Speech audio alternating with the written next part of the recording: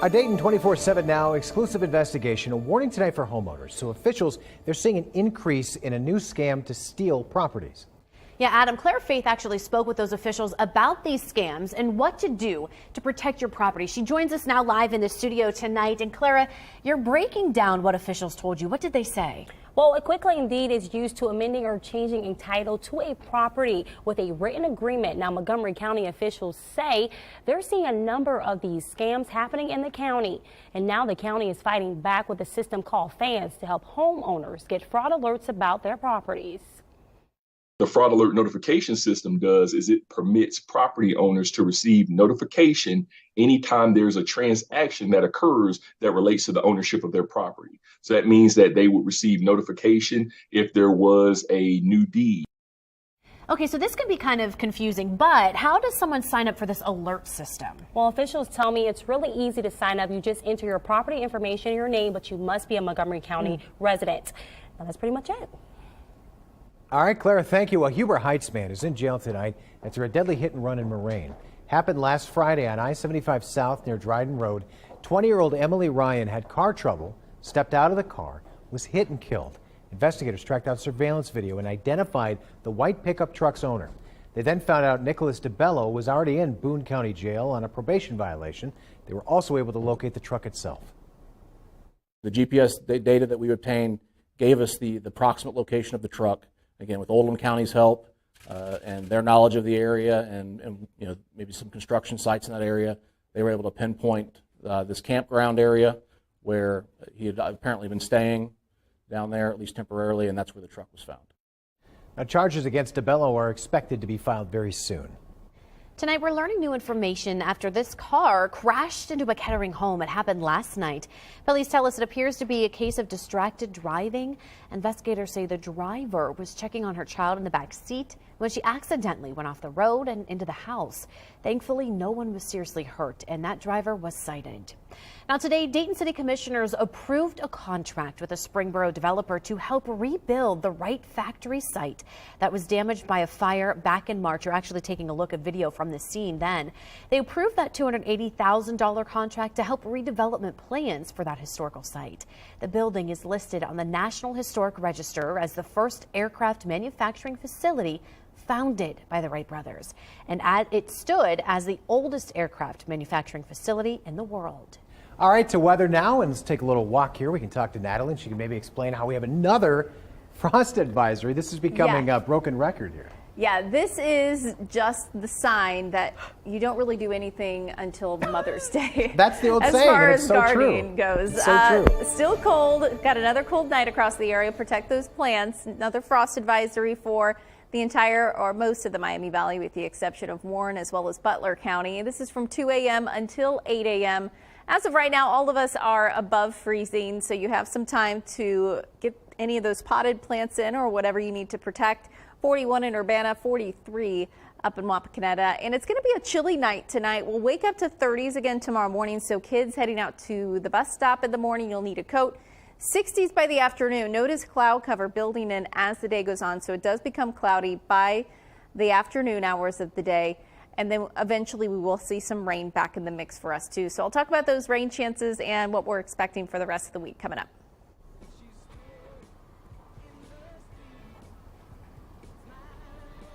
Well, we are following developing news tonight. Donald Trump's attempts at preventing Mike Pence from testifying before a grand jury has failed. The D.C. Court of Appeals unanimously rejected the former president's motion. This means former Vice President Mike Pence will likely be called soon to testify. This federal investigation continues into Trump's actions following the last presidential election. Investigators are interested in attempts to pressure Pence to block Congress from certifying President Biden's victory. They also want to hear about Trump's conversations with him in the days leading or surrounding the Capitol insurrection. Pence previously said he would comply with a subpoena. A live look from outside the Capitol building tonight. House Republicans passed legislation to raise the government's debt ceiling. Take a look at this. This is pretty incredible. You can see the bill passed by that slim margin, 217 to 215. And the names you see here, Representatives Biggs, Buck, Burchett, and Gates, all voted against the bill. One more GOP no vote would have tanked it. And it has almost no chance of passing the Democratic Senate, but it is designed to be a starting point for negotiations between House Speaker Kevin McCarthy and President Biden. The White House repeatedly called for the debt limit to be raised without conditions. Republicans say refusing to negotiate is simply irresponsible. The president said, well, I'm not going to talk to him until he offers a plan.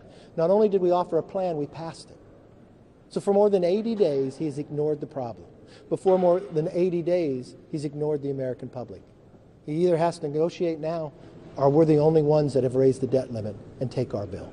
Happy to meet with McCarthy, but not on whether or not the debt limit gets extended. That's not negotiable. Now, McCarthy's plan would raise the national debt limit by $1.5 trillion in exchange for cuts across domestic programs. Republican leaders claim the package would save money, but the White House argues those cuts could hurt American families. February's massive toxic train derailment in East Palestine cost Norfolk Southern millions of dollars. The company attributes the nearly $400 million loss in profits to the derailment. Now, that disaster caused evacuations and massive cleanup efforts. Norfolk Southern has committed nearly $31 million in compensation and support to the East Palestine community. It is just a fraction of what the company continues to make. Now, Transportation Secretary Pete Buttigieg says he prefers the Senate's rail safety bill to the one the House is offering. That's the bipartisan bill being backed by Ohio Senators Sherrod Brown and J.D. Vance. Buttigieg says that's because the House's bill, if it becomes law, would take effect after the NTSB finishes its review of the East Palestine derailment. Now, the tension between the two visions was very clear in March when both bills rolled out. This was caused by a defective ball bearing, and one of the things this legislation would do is require a national sensor system so that we identify these ball bearing defects as they're happening. I'm never in favor much of more federal government, the federal government telling the states how to do their business. But we've got to wait for the full investigative report from the National Transportation Safety Board. Now, Buttigieg appears to be agreeing with Vance here, telling Politico, quote, we'd be waiting forever for the NTSB review, which looks at several aspects of rail safety. From March of 2021 to September of last year, the number of emergency mental health calls increased nearly 75%. That's just here in Dayton, as according to city leaders. So to help meet the need in our community, the city of Dayton is creating a crisis response unit. Gwyneth Falloon is following this story for us, joining us now live. So Gwen, what can you tell us about the new program? Well, these coordinators tell me they are still working out some of the finer details, but the city just received a $1.4 million grant. That's going to fund the program for its first 2 years. To start, they're going to have a 7-member team. It's going to be 1 coordinator and then 3 responding teams of 2. And they're hoping to launch by the end of this year. Now, how exactly is the program going to benefit the community, though? Well, Lisa, this is not a co-response program. That means that the CRU is not going to be responding to calls with an armed law enforcement officer. Experts tell me that this often helps de-escalate a situation right from the start. When you come in and you're not in a uniform, you don't have a badge, and you don't have a gun, that tends to de-escalate just a little bit or not trigger something that may have occurred before. Now, the full story can be found on our website. That's Dayton247now.com. Information on how to get involved with the CRU can also be found on our website. However, if you are experiencing an emergency mental health crisis, please call 911. Back to you. Gwen, thanks. A Columbus detective facing charges tonight after a woman was killed in a hit and run. Lydia Bice joining us now live at the Now Desk. Lydia, what is he accused of doing? Well, Adam, Demetrius Ortega is accused of leaving the scene of the crash after police say he hit and killed a woman. Now, this crash happened more than a year ago. However, just today, a grand jury indicted him on several charges, including failure to stop after an accident and OVI. He's due back in court on May 10th. And do we know who the victim was out of this? Yes, police tell me her name is Niama Abdirahman, and she was just 30 years old. Now, police tracked down Ortega days after the accident thanks to a tip from a caller. Prosecutors wanted to charge him with more serious crimes, but didn't have any surveillance or witnesses. Ortega was let go from the force last year, but not officially charged until today. Back to you. Lydia, thanks. An innovative program right here in the Miami Valley is helping people with a range of disabilities and conditions get their driver's license. Melena Brown met with those over the program at the program and explains how it's helping those involved gain a new sense of freedom. Kettering Health started using this driver rehabilitation program back 23 years ago when an occupational therapist, who you'll meet in just a moment, brought it to the healthcare facility. Since, she's been able to teach hundreds of patients how to drive, including one patient named Jessica Kaski, who suffered from a brain tumor at 3 years old. Now 26, she has completed the program and gotten her driver's license, as well as gave us a demonstration of the simulator earlier today. She's going to be doing is she's got to hold the steering wheel to keep the car in the lane. Whenever the brake lights on the car in front of her go off, she has to hit the brake, and there will be like E's across the screens. So whenever the E's pop up, if they're on the left-hand side, she's going to push this button over here. I'm also told that they have started new programming and lessons to help those with autism learn how to drive as well. For Dayton 24/7 Now News, I'm Melena Brown. In Ohio College, preparing for the next generation of workers, the summer camp setting kids up for a career in STEM. Also, children on social media causing concerns. The new bill that could put an age restriction on popular social media apps. Plus, I'm tracking some milder days, but also some rain on the way, too. That's coming up. Here's a live look from our Eco Plumber Skycam. You're watching Dayton 24/7 Now.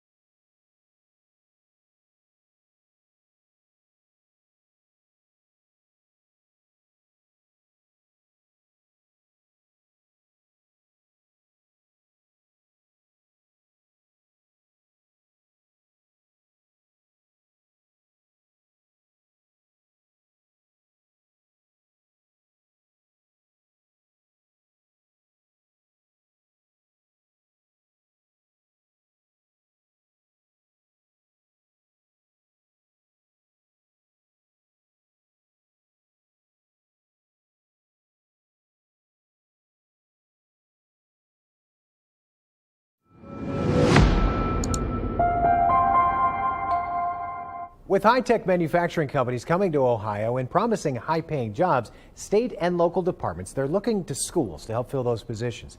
Columbus State College, for instance, is preparing the next generation of workers, but they're starting by targeting students not even old enough to drive through summer camps.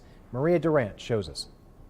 The idea behind these summer camps is to introduce students and their parents to new high-paying jobs, most only requiring a 2-year degree. Workforce development has become a priority in Ohio, with new companies like Intel and Amazon and more offering or soon to be offering high-paying jobs. Columbus State Community College is trying to help address the labor shortage with summer camps. These camps targeting the areas of engineering technology, additive manufacturing, robotics, and cybersecurity. They are high-demand careers, and we are looking to get students exposed to what they would be doing in these jobs, getting them to see themselves in these careers. There are a total of 4 STEM-related programs, and they are free to rising 9th graders through 12th grade. In Columbus, I'm Maria Durant. Well, quiet weather across the area this evening. It's already getting pretty chilly out there with the frost advisory in effect for tonight, so do protect those plants. But we do have cloud cover already starting to build in ahead of our next weather maker, which is just to our southwest. Eventually, rain is going to arrive not until late tomorrow, so most of tomorrow will be dry, but we will start to see rain make its way in. So moving through time, clouds continue to build in. Temperature-wise, we will be in the 30s and 40s in the morning, and then 60s tomorrow afternoon. So it actually gets pretty mild, but by the evening, this time tomorrow, if not earlier, showers develop. I'm thinking around 7 p.m. or so. We'll continue with the showers into our early Friday morning, lingering into the Friday afternoon, but Friday evening also looking okay for us. We'll be in the 50s and 60s Friday evening, and then Saturday I am tracking another chance for rain. I'll talk about that coming up in a bit. President Biden and the president of South Korea both announced a new agreement aimed at deterring North Korean nuclear aggression. Now, it includes a new commitment to have U.S. nuclear-armed submarines dock in South Korea for the first time in more than 40 years.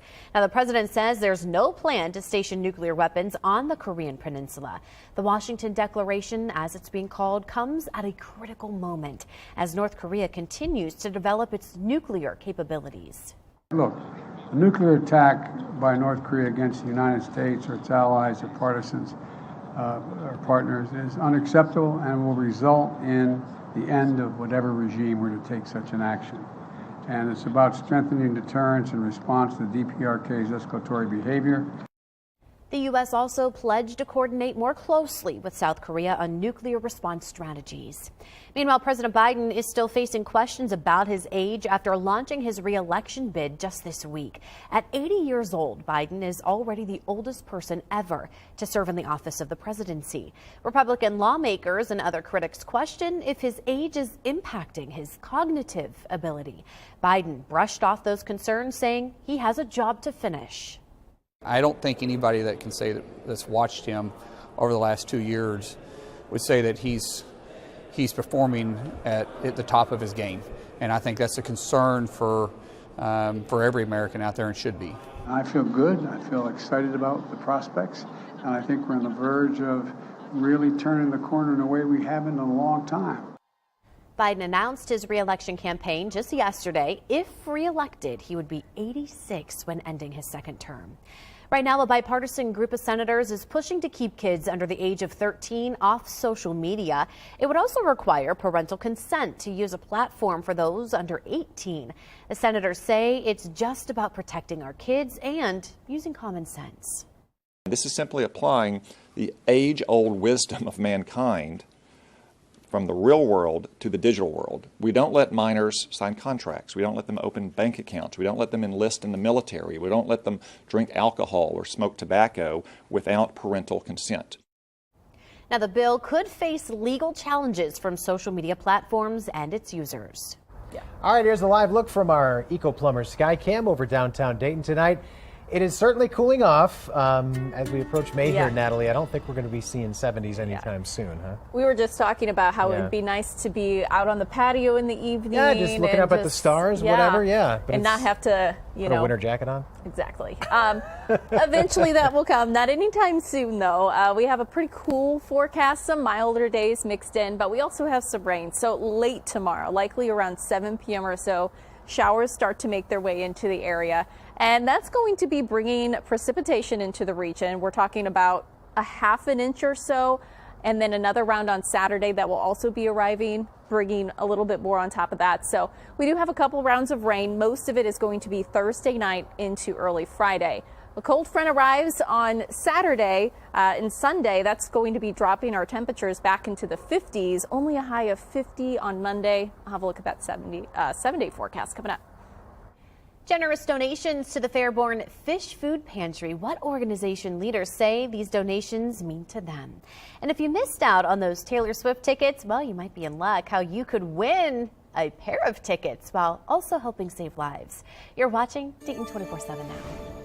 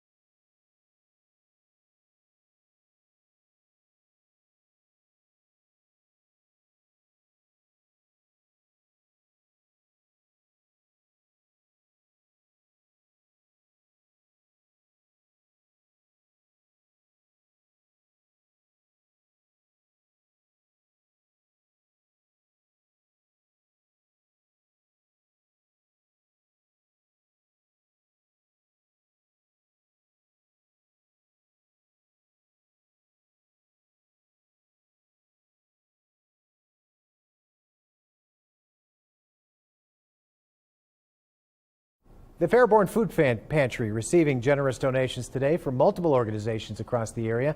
The Fairborn Police Department and Kroger giving food to the pantry at the Wright Elementary School today. Both CareSource and Dayton Workforce Partnership each donating a big check to the cause. The executive director of the pantry describing what the donations mean for the community. We're open on Tuesdays and Fridays, and yesterday we fed 620 people, so the donation from Kroger is beautiful.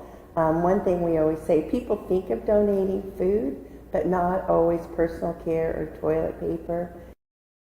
Now, if you or someone you know is experiencing food insecurity, you can stop by the Fairborn Fish Food Pantry on Tuesdays and Fridays from 1 to 4 p.m. And if you're able to give, donations are accepted Tuesdays and Fridays from noon to 4:30. You can find a list of their most urgent needs and their hours at their website, fishfairborn.com. All right, Swifties, listen up. I got some good news. If you couldn't get your hands on those tickets, you might be in luck. If you register to donate your blood between May 1st through the 31st at the Community Blood Center or at one of their blood drives, you'll automatically be entered in a drawing to win 2 tickets to see her the Eras Tour on June 30th in Cincinnati. You can find the registration requirements and schedule an appointment at donortime.com.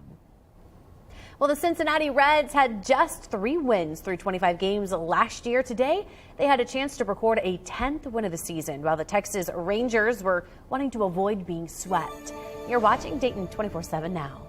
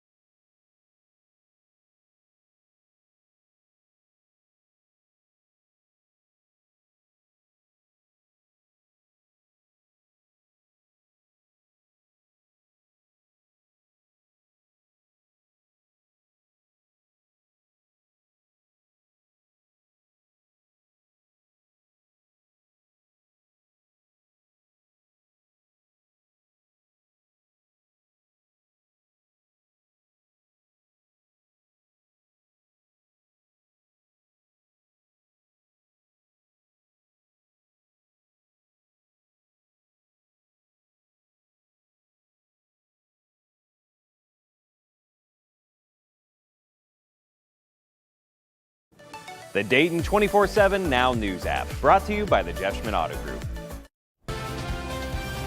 Good evening, I'm Matt Digby with a look at sports. The Cincinnati Reds opening the week with back-to-back come-from-behind wins over Texas, their first back-to-back wins since that opening week of the season. Wednesday marked a chance for the first sweep of 2023, just ahead of a West Coast road trip. Let's go to Great American Ballpark. We'll start in the bottom of the second with Tyler Stevenson on second base. And the very first pitch to Henry Ramos, a deep fly ball into left center field just short of the warning track. It might drop. It does drop for a base hit. Stevenson, no issue, rounding third and opening the scoring, and a heads-up effort from Ramos to convert the play into a triple. That's how Cincy gets on the board first, 1-0. Very next batter will be Kevin Newman, who directs a ground to the third. Rangers going for the play at home, but the throw gets away. Ramos scoring, and the Reds are up 2-0. However, in the 5th inning, that's when the visitors would answer. Nathaniel Lowe line